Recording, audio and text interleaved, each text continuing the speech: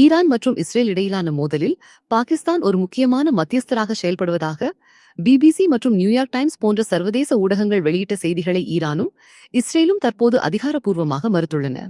பாகிஸ்தானின் இந்த செய்தி வெறும் மக்கள் தொடர்பு PR வேலை என்றும், அவ்வாறு ஏதேனும் பேச்சுவார்த்தை தேவைப்பட்டால் தாங்கள் இந்தியாவின் உதவியையே நாடுவோம் என்றும் இஸ்ரேல் தெளிவுபடுத்தியுள்ளது.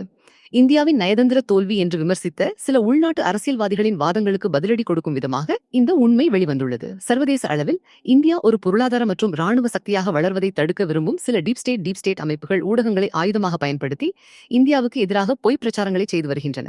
குறிப்பாக இந்தியாவின் சாதனைகளை மறைப்பதும், பாகிஸ்தான் போன்ற நாடுகளின் சிறிய முன்னேற்றங்களை கூட பெரிதுபடுத்தி காட்டுவதும் இத்தகைய ஊடகங்களின் வழக்கமாக உள்ளது. காலனித்துவ மனப்பாவனை கொண்ட சில மேற்கத்திய ஊடகவியலாளர்கள் இந்தியாவை இன்றும் வறுமை நாடாகவே சித்தரிக்க விரும்புவதால் இந்தியாவின் வந்தே பாரத் ரயில் மற்றும் விண்வெளி சாதனைகள் போன்ற நேர்மறையான செய்திகளை தவிர்த்து எதிர்மறையான செய்திகளை மட்டுமே வெளியிடுகின்றனர். பாகிஸ்தான் தனது நாட்டு மக்களுக்கு உணவு வழங்க வழியில்லாத நிலையிலும் இத்தகைய பொய் பிரச்சாரங்களை செய்ய பெருமளவு நிதியை செலவிட்டு வருகிறது. இத்தகைய நரேட்டிவ் போரை நரேட்டிவ் வார் முறியடிக்க உண்மையான தகவல்களை மக்களிடம் கொண்டு சேர்ப்பது அவசியமாகும்.